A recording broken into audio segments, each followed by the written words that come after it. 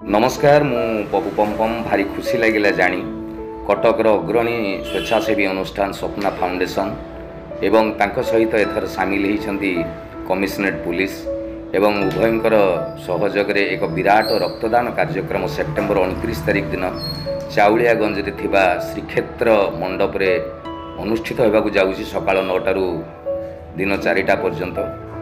खाली एतिकी जानि थांतु कैंसर रे पड़िथिबा कुनी कुनी पिला एवं थालसेमिया रोग गोटे भयंकर रोग शरीर संपूर्ण रक्त परिवर्तन करा जाई पुणी नुआ रक्त दि जाए जो से पेसेंट माने बंचिकी रहती तो सेमानकर आवश्यकता बहुत रक्तर तेणु रक्तदान एक महत्दान आपण माने से कुनी कुनी पिलांकर भविष्यत पई रक्तदान करंतु बहु मात्रा रक्तदान करंतु आपणकर जनकर रक्तदान हुए तो 3 जनकर जीवन बंचाई दी पारे।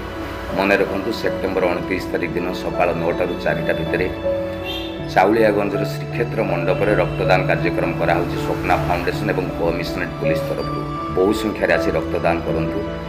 एभली एक महत्व एवं पुण्य काम निजर सहयोगिता रखी निजक धन्य मन करूँ। जय जगन्नाथ।